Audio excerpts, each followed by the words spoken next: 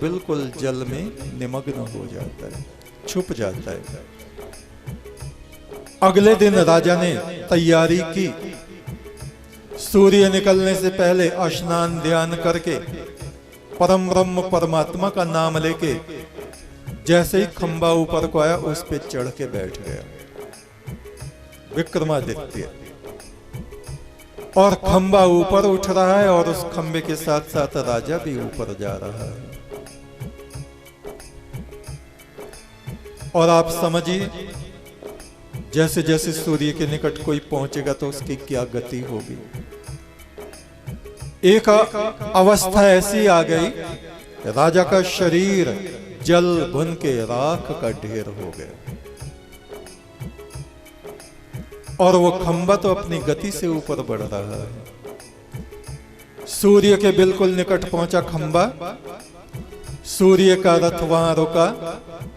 भगवान सूर्य नारायण ने देखा, अरे ये किसकी राख इस खंबे पे पड़ी है। कोई मनुष्य जैसा दिखाई देता है। अपने अक्षय पात्र से अमृत उन्होंने उस राख पे छिड़का। विक्रमादित्य राजा जीवित हो गए। उन्होंने सूर्य नारायण को अपने सामने देखा और प्रणाम किया। हे सूर्य नारायण, मैं उज्जैन का छोटा सा राजा विक्रमादित्य आपको प्रणाम करता हूं प्रभु। सूर्य नारायण को बड़ा अचरज हुआ, प्रसन्नता भी हुई। सूर्य देव ने कहा, हे राजा, तुम्हारे साहस को देख के मैं प्रसन्न हूं। यहां तक आने का अपना कारण आप बताइए। विक्रमादित्य ने कहा, प्रभु कारण कुछ भी नहीं है, केवल मैं देखना चाहता था कि ये खंबा कहां तक जाता है और मेरा सौभाग्य है कि मैं आपके दर्शन कर रहा हूं। मृत्यु के बाद भी आपने दोबारा मुझको जीवित कर दिया है। सूर्य नारायण ने कहा, देवताओं का दर्शन कभी निष्फल नहीं जाता, वरदान मांगो। विक्रमादित्य ने कहा, प्रभु आपका दिया हुआ सब कुछ मेरे पास है, बस आपकी कृपा मुझ पे बनी रहे, इतना मैं चाहता हूं। बोले नहीं, कुछ मांगो। राजा ने कुछ मांगा नहीं। सूर्य नारायण ने जो रत्नों से जड़ित आभूषण पहने हुए थे उनमें से एक सूर्य मणि निकाल के राजा को दे लो। ये सूर्य मणि मैं तुमको दे रहा हूं। इस मणि को हाथ पे रख के सूर्य की तरफ को मुंह करके जो भी तुम कहोगे वो सत्य हो जाएगा। तुम कहो कि स्वर्ग के देवता मेरे राज्य में आके मेरी नौकरी करने लगेंगे। कहो स्वर्ग का ऐरावत हाथी, कल्पवृक्ष, कामधेनु, सप्तऋषि, सब संपदाएं मेरे उज्जैन में आ जाएं, तुरंत आ जाएंगे।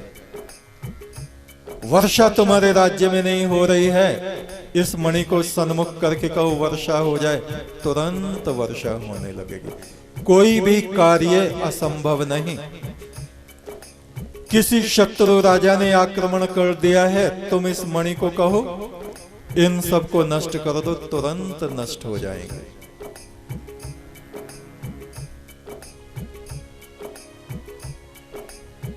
सूर्य नारायण को दोबारा से प्रणाम करके वो उस खंबे पर बैठ गए और खंबा धीरे धीरे नीचे और सूर्य नारायण का रथ उससे आगे चल दिया। जैसे जैसे सूर्य आकाश में नीचे जा रहा है वो खंबा भी नीचे आने लगा और सूर्यास्त होते होते वो बिल्कुल जल के स्तर पर आ गया। उधर ये घटना स्वर्ग लोक में इंद्र देख रहे थे। कि सूर्य नारायण ने सूर्य मणि इस राजा को दे दी है। अब हम देवताओं का क्या होगा? स्वर्ग तो इस राजा के राज्य के सामने बिल्कुल फीका पड़ जाएगा, हमको कोई पूछेगा भी नहीं। ये राजा 100 देवताओं से भी बढ़ के हो जाएगा।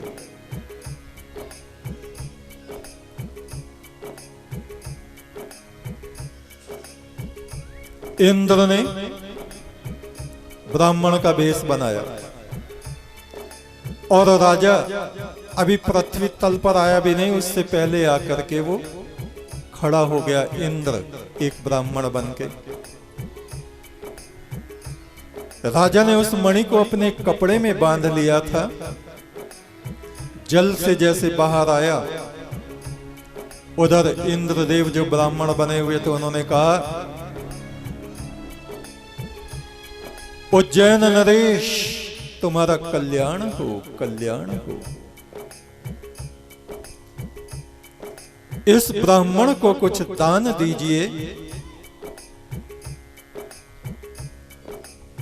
राजा ने कहा, प्रभु इस निर्जन स्थान में मेरे पास ऐसा कुछ नहीं जो मैं आपको दूं, ना अन्न है ना धन है।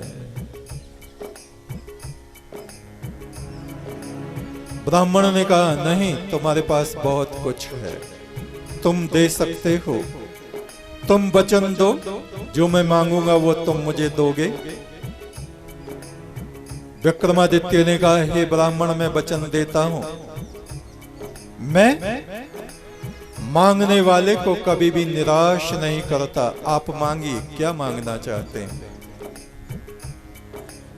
उस ब्राह्मण ने कहा, सूर्य नारायण ने जो सूर्य मणि तुमको दी है वो मुझे दे दो।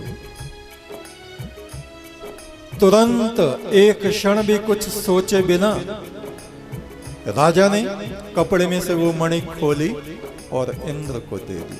लीजिए। गहरी दृष्टि से राजा ने उस ब्राह्मण को देखा और वो पहचान गए, ये स्वर्ग के अधिराज हैं इंद्रदेव।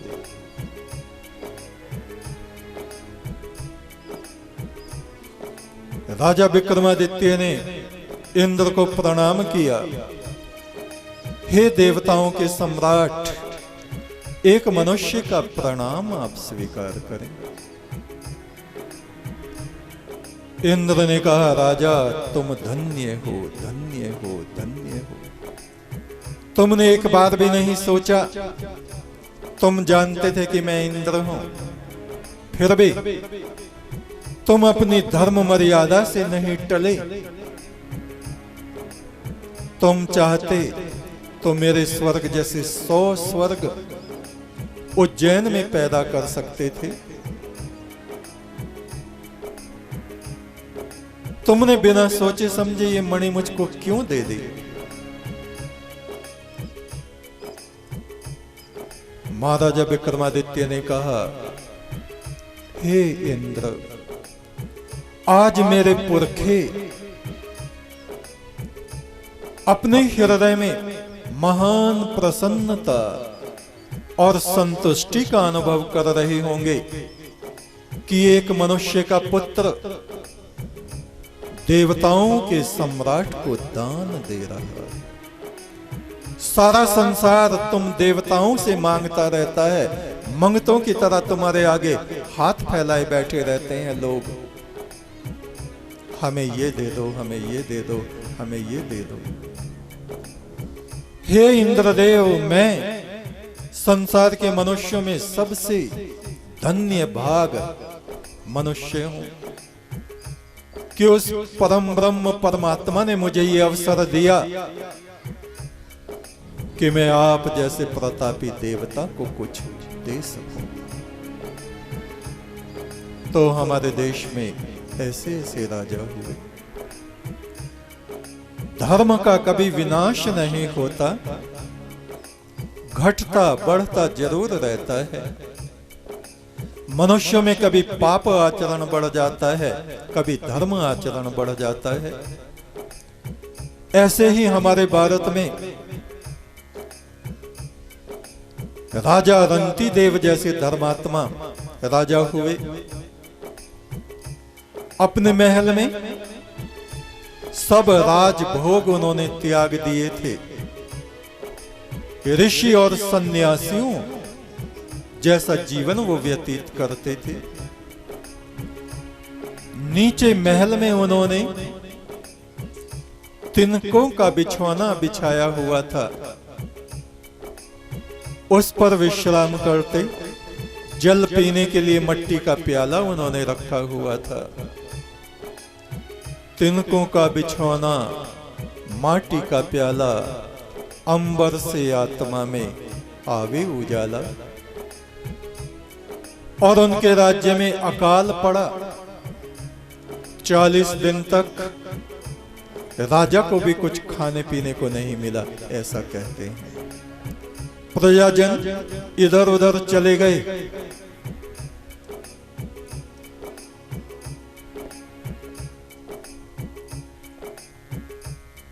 चालीस दिन के बाद राजा के सामने भोजन आया। परमात्मा का नाम लेके वो राजा भोजन करना ही चाहता है। एक बूढ़ा कमजोर बीमार सा ब्राह्मण वहां आ गया। कहा, राजा मेरे प्राणों की रक्षा करो, भूख से मेरे प्राण निकले जा रहे हैं। राजा ने प्रसन्नता पूर्वक वो थाली उसके आगे रख दी। उन ब्राह्मण देवता ने थोड़ा बहुत खाया और छोड़ के भोजन चल दिया। थोड़ी ही देर बाद में राजा फिर से भोजन करना चाहता है, बचा हुआ भोजन। एक और व्यक्ति आ जाता है, कोई बनवासी।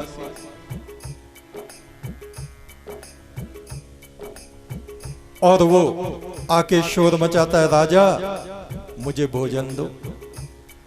उस भोजन को राजा रंतीदेव उसको देते हैं। वो भी खा के चला जाता है। थोड़ा सा भोजन और बचता है। राजा उस भोजन को ग्रहण करना चाहते हैं। तीसरी बार एक तीसरा व्यक्ति कंजर जैसा कुत्ते साथ में है और वो आता है, कहता, राजा राजा भोजन भोजन। राजा उस बचे हुए भोजन को उसके आगे रख देते हैं। कुछ भोजन उस कंजर ने खाया, कुछ कुत्तों ने खाया। एक भी दाना अन्न का बचा नहीं। और इस प्रकार राजा भूखे के भूखे बैठे हैं। परमेश्वर का धन्यवाद उन्होंने किया, हे प्रभु इस संकट के समय तूने मुझे धर्म आचरण करने की शक्ति प्रदान की। मैं तुझे लाख लाख बार प्रणाम करता हूं। ऐसा धर्म आचरण उसका देख के 3 देवता उसके सामने प्रकट हो गए। वे ही तीनों जो भोजन करके गए थे, देवताओं के रूप में उसके सामने प्रकट हुए। उनमें एक थे ब्रह्मा, एक थे यमराज और एक थे रुद्र शिव। उन तीनों देवगणों ने कहा, राजा हम तुम्हारे धर्म आचरण से बड़े संतुष्ट हैं, वरदान मांगो। राजा ने कहा, प्रभु ना मैं राज्य चाहता हूं, ना मैं स्वर्ग चाहता हूं, ना मैं ये चाहता हूं कि मुझे देवताओं जैसा जन्म प्राप्त हो। मैं ये प्रार्थना करता हूं, जब भी मेरा जन्म हो, जहां भी मेरा जन्म हो, मैं दुखी लोगों के दुखों को दूर कर सकूं। इतनी सामर्थ्य, इतनी शक्ति, ऐसा धर्म आचरण आप मुझे प्रदान करें। तो ऐसे ऐसे धर्मात्मा हमारे यहाँ, हमारे भारतवर्ष में हुए हैं। मेरे महल की छत पे चंदा चमके, चमके सारी रात। मेरे महल की छत पे चंदा चमके, चमके सारी रात। बिन बाती बिन तेल के दिया जले सारी रात। बिन बाती बिन तेल के दिया जले सारी रात। अज्ञान की रात है ये दुनिया जिसमें डूबा संसार। अज्ञान की रात है ये दुनिया जिसमें डूबा संसार। मेरे दिल में तेरा चांदना झिलमिल होवे उजियार। मेरे दिल में तेरा चांदना झिलमिल होवे उजियारे। झिलमिल होवे उजियार। झिलमिल होवे उजियारे। महल की छत पे चंदा चमके, चमके सारी रात। मेरे महल की छत पे चंदा चमके, चमके सारी रात। बिन बाती बिन तेल के दिया जले सारी रात। बिन बाती बिन तेल के दिया जले सारी रात। एक तो सच्चा तेरा नाम सच्चा, एक तो सच्चा तेरा नाम सच्चा। एक तो सच्चा तेरा नाम सच्चा। एक तो सच्चा तेरा नाम सच्चा। परमेश्वर तेरा नाम सच्चा। परमेश्वर तेरा नाम सच्चा। जगदीश्वर तेरा नाम सच्चा। जगदीश्वर तेरा नाम सच्चा। दो जहान के मालिक तेरा नाम सच्चा। दो जहान के मालिक तेरा नाम सच्चा। भले बुरे के मालिक तेरा नाम सच्चा। भले बुरे के मालिक तेरा नाम सच्चा। एक तू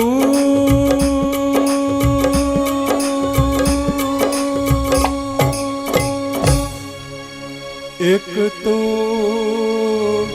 सच्चा तेरा नाम सच्चा है परमात्मा।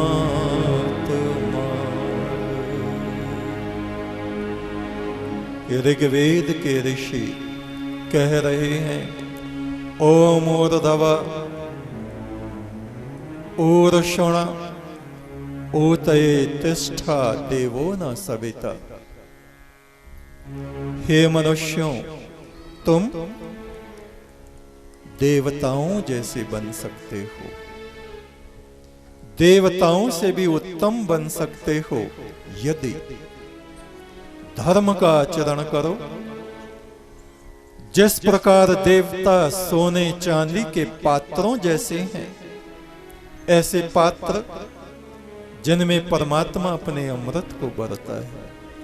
यदि तुम भी अपनी आत्मा को सुनहरा पात्र बना लो, धर्म का आचरण करो, तो परमेश्वर तुम्हारी आत्मा के सुनहरे पात्र में अपने अमृत को भर देगा, तुम्हारे जीवन को प्रकाश से प्रकाशमान कर देगा। एक तू सच्चा तेरा नाम सच्चा।